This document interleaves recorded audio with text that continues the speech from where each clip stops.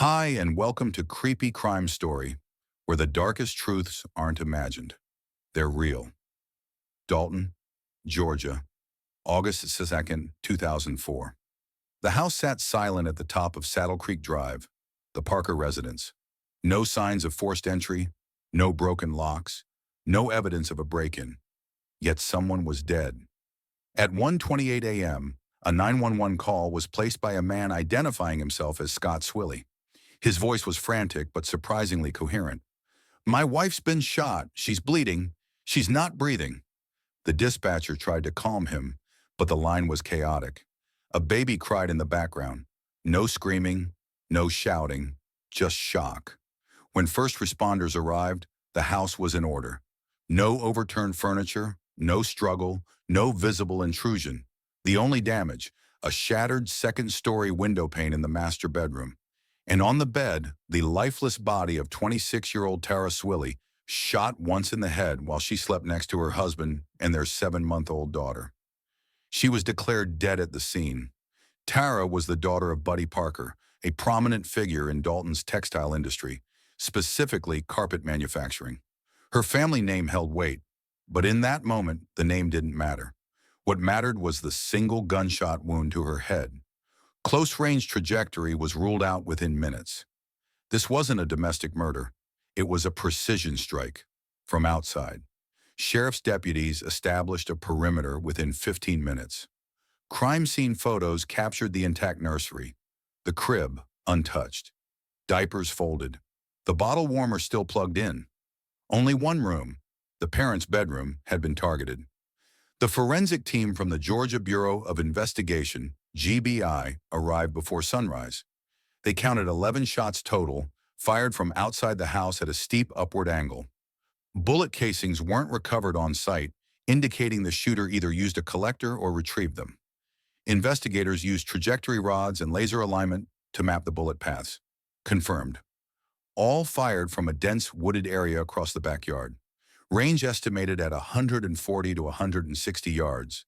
The murder weapon was preliminarily identified as a semi-automatic SKS rifle or similar variant based on the bullet fragments extracted during autopsy planning. The grouping of the shots was wide, scattered, yet one fatal. Statistically unlikely. Investigators noted that only one bullet needed to hit its mark, and it had. Tara's autopsy would later confirm a 7.62 AS 39mm projectile had entered above her left temple, perforated the brainstem, and exited into the pillow. Death was immediate, no defensive wounds, no movement. Her eyes were closed when she died. Initial theories considered mistaken identity. Was the shooter targeting someone else in the house? A botched robbery seemed unlikely. There was no entry. A crime of passion? No signs of confrontation. Investigators pivoted to the victim's proximity. Who was meant to be in that room? Buddy Parker, Tara's father, was away on a business trip in Atlanta that night. The master bedroom where she was killed? It was his. Tara and Scott had temporarily moved in due to a technical issue with their cable provider. Investigators took note. Buddy had enemies. Every murder scene tells a story. But this one? It told two. The first was of a young mother executed in her sleep without warning. The second, the one investigators wouldn't speak aloud just yet, was of a professional grudge that had missed its mark. And maybe that's why it was so clean. Deputies canvassed the woods behind the property at first light. Fresh footprints were difficult to recover due to dry soil, but several branches had been freshly broken, possibly to make space for a shooting position. They found no shell casings, no cigarette butts, no fabric.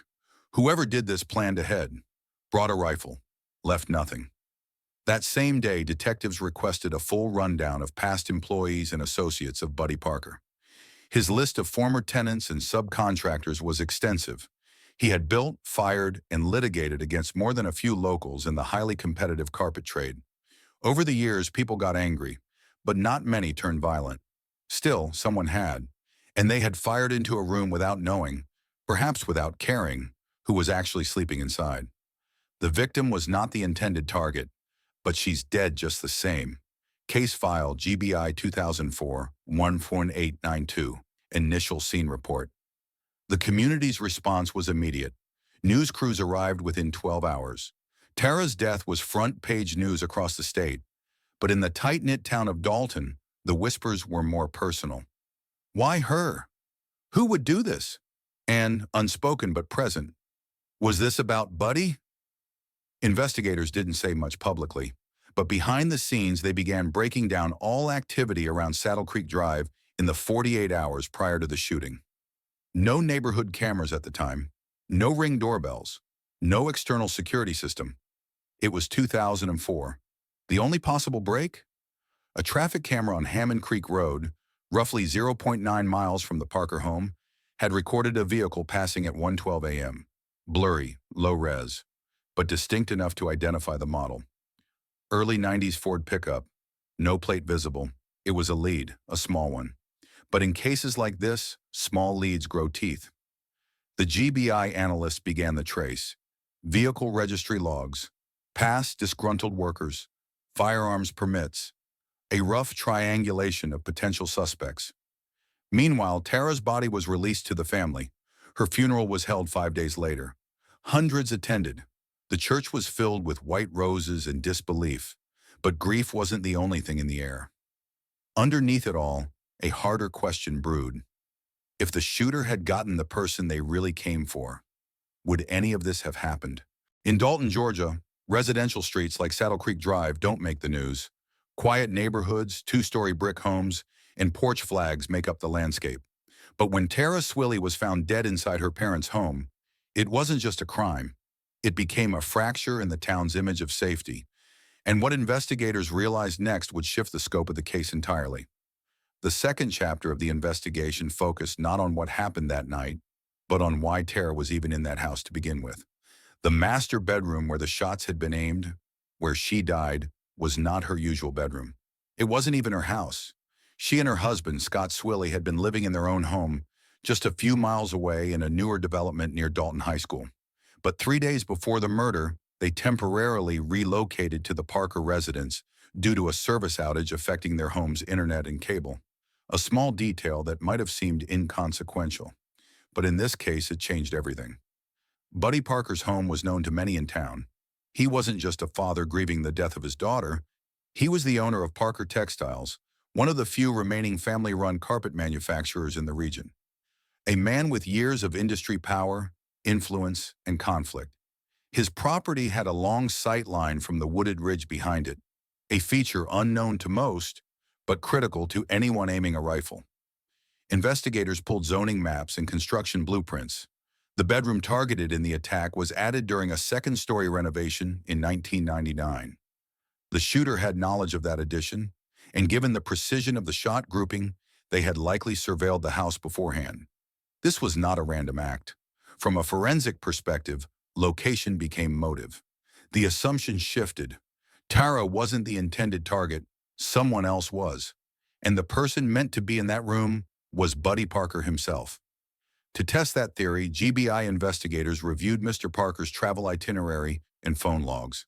He'd left for Atlanta on July 30th, checked into the Omni Hotel downtown, and confirmed meetings with industry partners.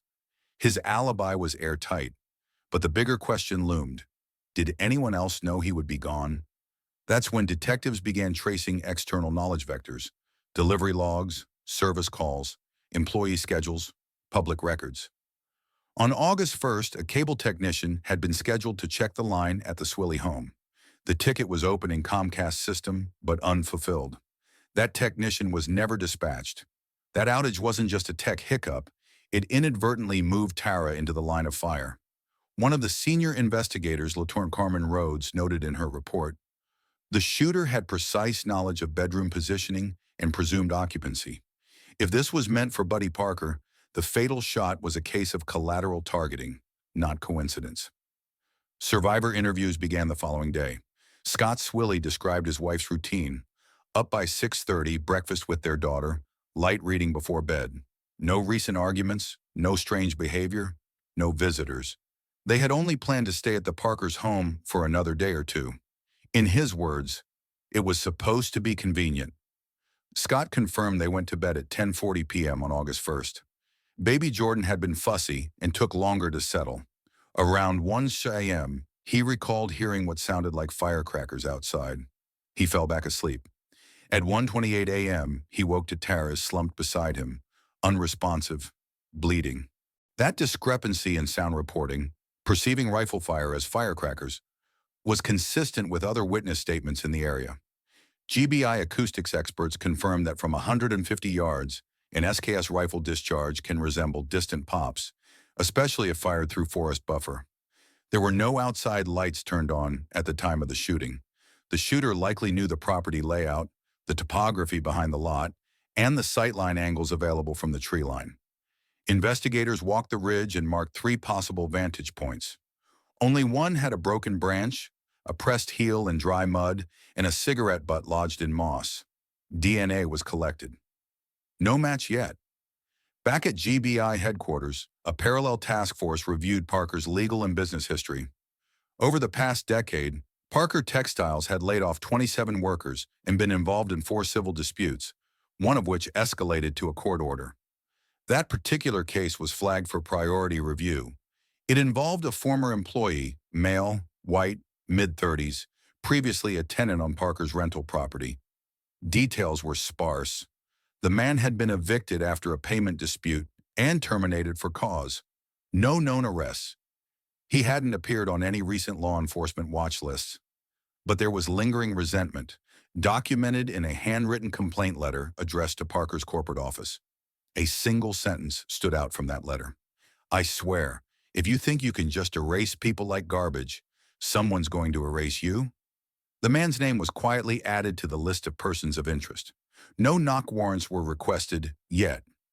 Meanwhile, the autopsy on Tara was completed. Cause of death: penetrating gunshot wound to the left temporal lobe. Time of death estimated between 1:20 and 1:25 a.m. The bullet trajectory aligned with the window break at an 18-degree angle. Gunshot residue was not present on Tara's hands or clothing, further confirming long-range execution. Detectives compiled the forensic triad: trajectory analysis, autopsy vector, and site mapping. Together, they established that the shooter had operated from a fixed position outside, firing in semi-automatic bursts. No suppressor was used, no brass casings found. Intent was present. Precision, partial. In a post-scene conference, Latian Rhodes noted, "When someone fires 11 times into a bedroom from the dark, they're not hoping to scare, they're hoping to eliminate." As the town grieved Tara's loss, investigators worked around the clock to figure out who had planned that elimination and for whom it was originally meant. By the 3rd day, the Parker home had been fully cleared.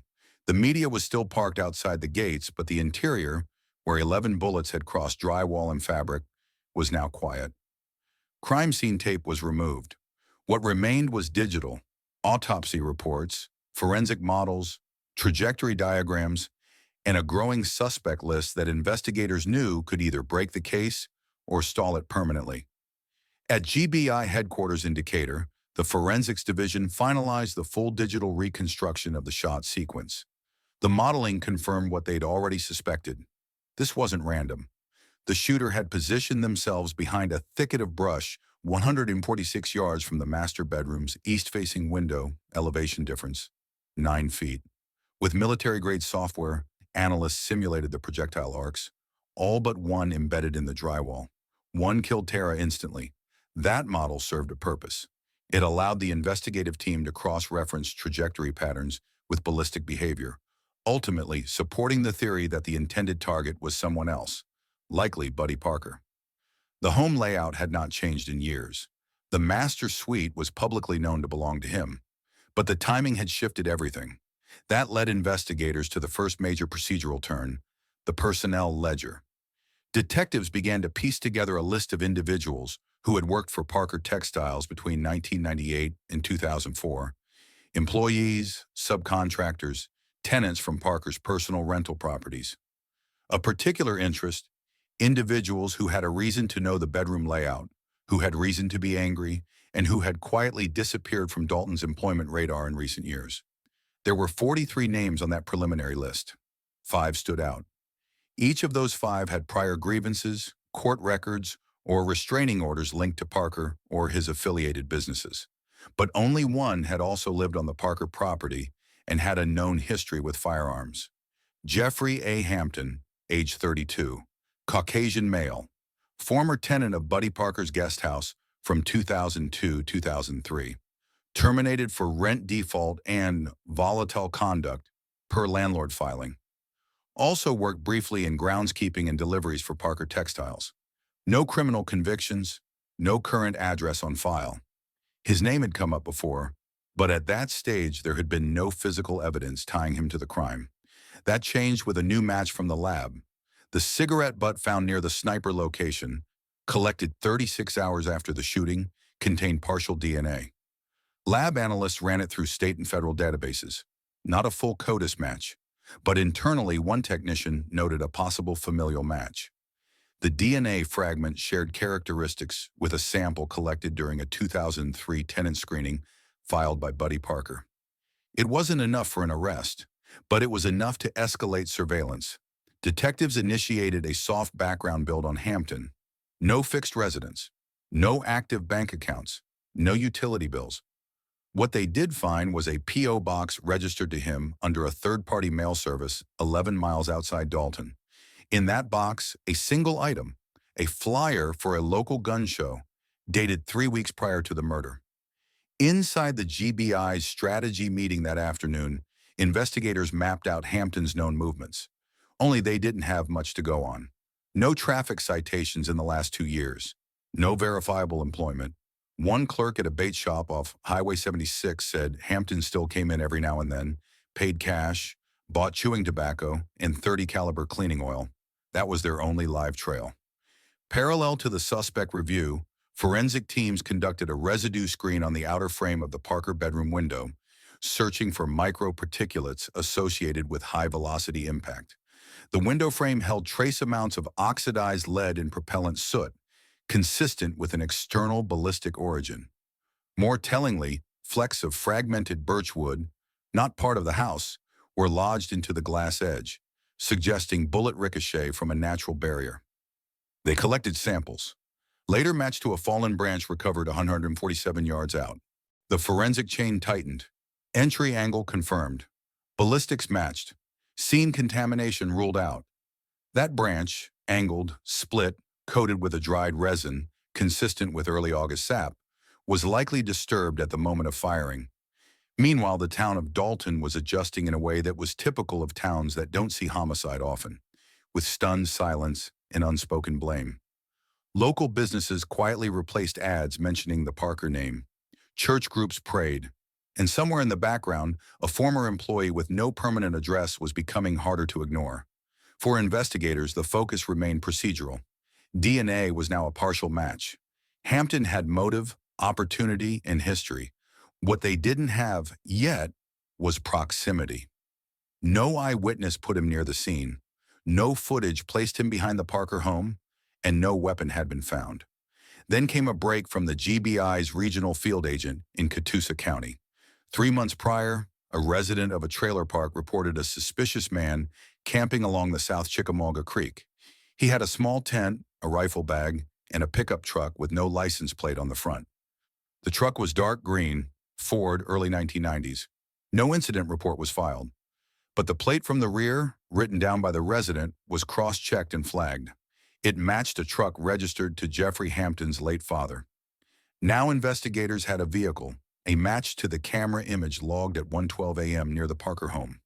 Still blurry, but combined with the cigarette, the rental dispute, the flyer, the tent, it all began to cohere. The team moved into silent surveillance mode. But as the pieces formed, one quiet question continued to circulate inside the task force. What if she hadn't stayed the night? Would any of this have happened? By August 7, 2004, 5 days after the shooting, GBI investigators moved from analysis to active surveillance. The evidence against Jeffrey Hampton remained circumstantial but accumulating. A cigarette butt with a partial DNA match, a documented history of hostility with the Parker family, and a vehicle resembling one captured near the crime scene. None of it would hold in court yet, but it was enough to justify silent tracking. The first step was establishing location. Hampton didn't have a home address, no lease, no mortgage, no credit cards.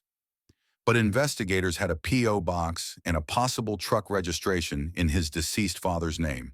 That narrowed the radius. An unmarked Ford F-150, late model, dark green, was spotted near Chickamauga Creek. A camera placed at a nearby gas station with a view of the intersection fed into the surveillance team's loop. Over 2 days, the truck passed through that camera 4 times. No passengers, no visible plates, no pattern at first. Behavioral analysis began. The suspect drove at irregular hours, mostly between midnight and 3 a.m., and avoided populated areas. Fueling happened at unattended pumps. Purchases, when made, were in cash. The pickup was always parked facing outward. Investigators logged each movement on a rotating 4-hour shift. Hampton hadn't yet made contact with anyone. Field agents initiated thermal drone monitoring of the wooded lot where Hampton's truck had been observed. They located a campsite, partially concealed, a tarp, a collapsible cot, and a bagged firearm case beneath camo netting. Agents didn't breach the perimeter. No warrant, no probable cause. Yet. Inside the case file, a parallel review was ordered. Financial traces. Hampton had no bank activity for nearly 18 months, no phone plan, no utilities. He existed in what analysts called functional isolation. People who live that way often don't leave digital trails, but when they do, it usually matters. The only record that stood out was an ammunition purchase, a 40-round box of 7.62 or 39mm cartridges from a gun show vendor, paid in cash, registered under a pseudonym. The vendor kept a handwritten sales log. Handwriting analysis was underway. Still, the ammo matched the caliber used in the murder. Back in Dalton, Latourne Carmen Rhodes reviewed the timeline again. She flagged an anomaly.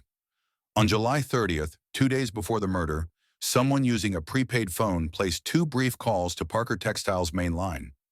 Both calls came from a tower near Chickamauga Creek. The number was inactive by the time GBI traced it. But the timing raised a question that couldn't be ignored. Had Hampton called to confirm Buddy Parker's location? That question reframed the surveillance objective. Hampton wasn't just hiding, he was watching. On the 6th day, the subject was seen driving north along Highway 201. Agents maintained distance. No stops. He parked behind an abandoned building at the edge of a closed sawmill, remained inside for 42 minutes, then drove off. Forensics later discovered spent shell casings on the sawmill lot. Same caliber. He'd been testing the rifle. What this stage of the case made clear was the psychology behind the action. Not just planning, but rehearsal. Investigators began modeling the behavioral profile accordingly: anger-driven, methodical, high control, unlikely to confess voluntarily. A suspect who operated in silence because he believed words couldn't match the damage he thought had been done to him. The goal now wasn't just to observe him, it was to contain the window of escalation. The surveillance team filed daily logs, matching each location to past records. His route intersected 3 times with locations tied to the Parker family. None direct, all peripheral. But for GBI, it indicated premeditation over spontaneity. And for tactical teams, it meant the case was transitioning into its containment phase. The warrant preparation began that evening, August 9th, 2004, Day 7. A judge in Whitfield County approved the limited scope search warrant at 10:32 a.m. The request was supported by aerial surveillance, witness-based vehicle ID, partial DNA recovery, and ammunition purchase records. What it still lacked was a weapon, something tangible that could place Jeffrey Hampton behind a trigger. The search would target a specific location, the Creekside encampment identified by thermal drone days earlier. Agents had orders: enter discreetly, secure all containers, and retrieve any items capable of ballistic examination. The operation began at 5:18 a.m. Still dark, still quiet. Hampton was not on site. His vehicle was parked 300 yards west, partially hidden behind a berm of overgrown brush. Agents moved fast. Within 10 minutes, they had the campsite cleared. Under the tarp-covered cot, they found the case. Inside was a Norinco SKS semi-automatic rifle, wood stock, modified scope rail, serial number partially scratched but legible. Next to it, a plastic ammo box, 17 live rounds of 7.62 39mm and 4 spent casings. GBI techs immediately bagged the firearm, documented the configuration, and transferred it to the ballistics lab in Decatur. By 11:47 a.m., forensic comparison was underway. The result came faster than expected. 3 of the bullets recovered from the Parker bedroom walls showed matching rifling characteristics. Barrel striations consistent with the Norinco. Analysts observed rotational twist, groove width, and defect pattern unique to that specific firearm. No need for further hypothesis. It was the rifle. Meanwhile, another unit was positioned on the edge of Gordon County, following Hampton's truck. At 1:36 p.m., the driver parked in a gravel lot behind a shuttered hardware store. Agents approached with caution, fully marked, and identified themselves. Hampton exited the vehicle without resistance. No weapon on him, no attempt to flee, no words. He was taken into custody under probable cause linked to the recovered firearm. The truck was towed and sealed. At the station, Hampton was read his rights. He didn't wave, he didn't speak. In the interview room, he remained upright, arms crossed, eyes blank. He declined legal counsel for the moment, but gave no statement. Investigators didn't push.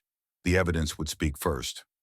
Back at GBI HQ, lab teams performed GSR, gunshot residue, testing on Hampton's jacket, which had been collected at the scene. Results were positive. Particles consistent with barium and antimony, residue expelled during rifle discharge. It didn't prove when he fired, but it confirmed he had. Within 48 hours, the DA's office filed formal charges. 1 count of felony murder, 1 count of aggravated assault, and 1 count of criminal use of a firearm. No bail. In towns like Dalton, arrests don't come with press conferences. But word spread fast. For Tara's family, it didn't bring relief. Not yet. What was done couldn't be undone. But there was weight in knowing someone would answer for it. That's what these cases leave behind. Not justice in the clean sense, just accountability. The arrest had been quiet. The evidence was mounting. But a conviction wouldn't happen without discipline. For prosecutors, the case against Jeffrey Hampton now had to be organized, layered, and defensible. Built not on emotion, but on verifiable forensic fact. No jury in Georgia would convict on theory alone. They needed a narrative that connected the weapon to the shooter to the motive, and the motive to the moment the bullet entered Tara Swilley's skull. Assistant District Attorney Kimberly Mason led the prosecution strategy. She wasn't interested in press conferences or camera time. She wanted clean exhibits and airtight testimony. The rifle would be Exhibit A.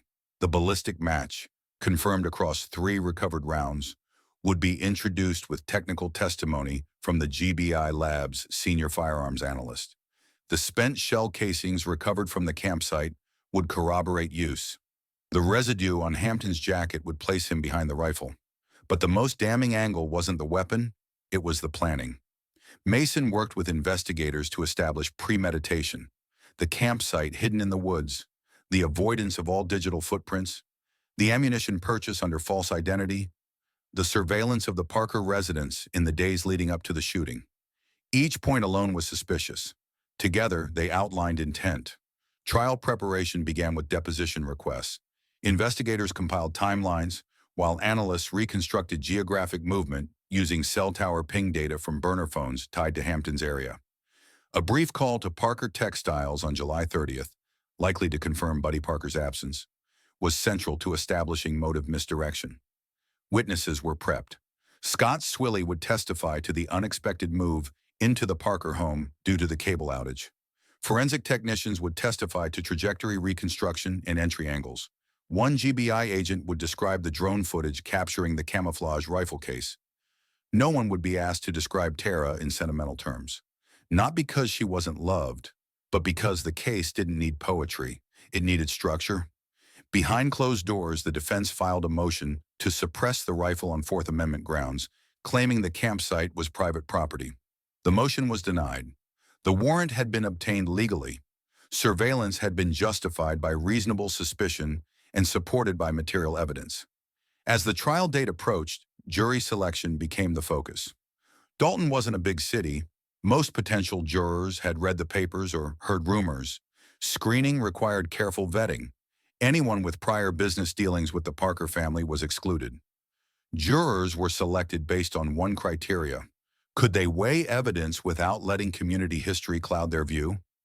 During pre-trial hearings, Hampton remained silent. No confession, no plea deal requested. Psych evaluation showed no signs of delusion or diminished capacity.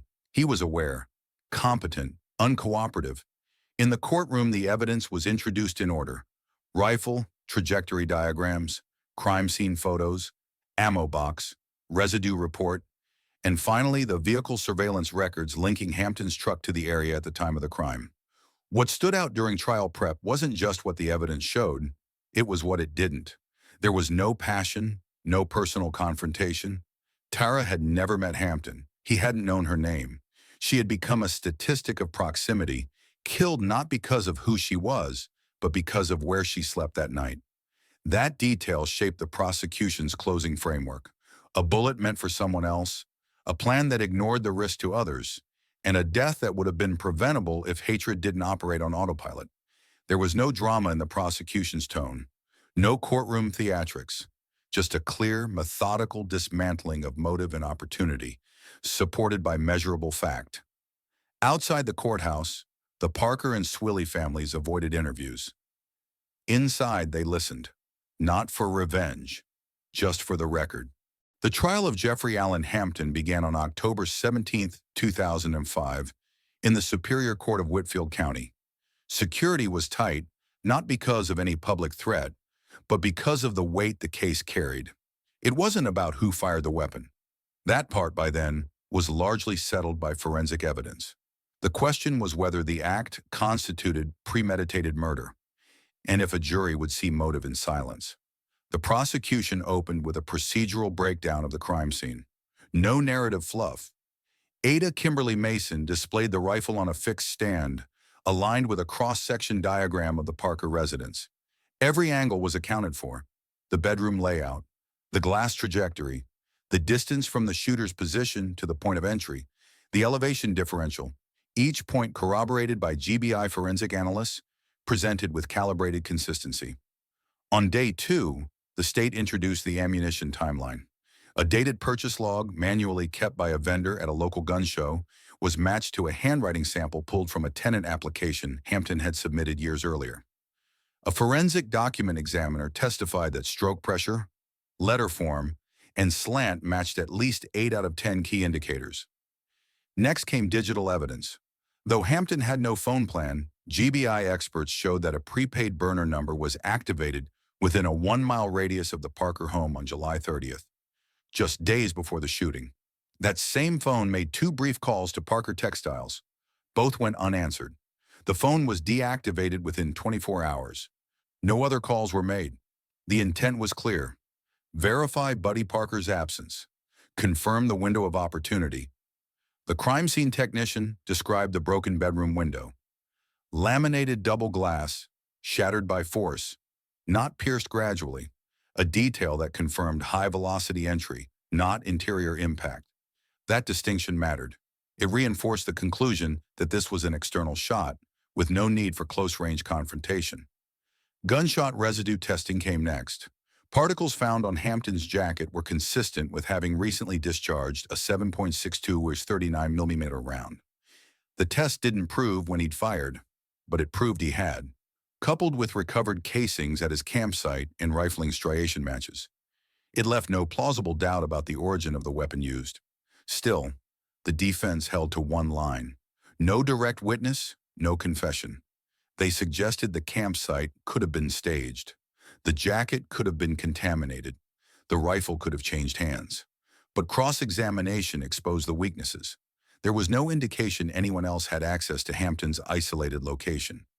No one else had a history with Parker, and no other suspect had shown active avoidance of all public systems, banking, housing, employment, since 2003. Scott Swilly took the stand briefly. He described the days before the shooting, the cable issue that forced them to stay at Tara's parents' home. He didn't cry. He didn't have to. The jury understood. That detail, the coincidence of her being in that room, was the emotional center of the trial, even if the court never said it aloud. No character witnesses were called for Hampton. He declined to testify. His attorney rested the case after calling just one independent firearms expert, who was forced to concede under oath that the bullet-to-barrel match met every forensic threshold for certainty. On October 24th, the jury deliberated for 6 hours. They returned with a unanimous verdict: guilty on all counts. Sentencing followed the next day. Life in prison without the possibility of parole. There was no outburst, no statement from the defendant, no apology offered, no closing word. In the months that followed, Tara Swilley's name faded from state headlines, but not from her community. A scholarship fund was created in her honor at Dalton State College. No plaque, no ceremony, just aid for young mothers pursuing their education. Something small that made sense in the wake of something senseless. From a procedural standpoint, the case closed cleanly, but from a human one, it didn't. These kinds of murders don't end with a verdict. They hang in memory as events that never should have happened, where a target was missed, but the consequence wasn't. After the verdict, the courthouse emptied quickly. No cameras waited outside, no public statement followed. The press moved on within days. But inside the lives of those who had sat through every hour of testimony, the silence that came afterward was not relief. It was what remained. Tara Swilley had not been the intended target. That fact had been accepted early in the investigation, proven beyond reasonable doubt by the layout of the Parker home and the shooter's vantage point. She died not for who she was, but for where she lay. In the trial, that detail became procedural. In real life, it became permanent. Buddy Parker, whose name had once been printed on packaging across Georgia's textile supply chain, resigned from his company within 3 months of the sentencing. He moved away quietly without public comment. Internally, former employees said he never set foot in the Dalton facility again. There was no press release, no sale, just a disappearance of the man and of his reputation as a community fixture. Scott Swilley stayed in town for a while, long enough to ensure their daughter Jordan had some form of normalcy, at least in routine, if not in origin. He declined every interview request. He removed himself from the legal process once sentencing was complete. People in Dalton remember seeing him at the grocery store, always alone, never making eye contact. After 2 years, he moved to Tennessee. Nothing about that was public either. Jordan never knew what happened, at least not firsthand. But the details existed in records, and someday she would read them. There would be no mystery, no conspiracy, no question left unanswered. Just a bullet meant for someone else, and a mother in its path. That truth would not comfort her. It wasn't supposed to. Dalton itself returned to routine. The local news cycled through school board elections, gas prices, and charity events. No follow-up investigation was necessary.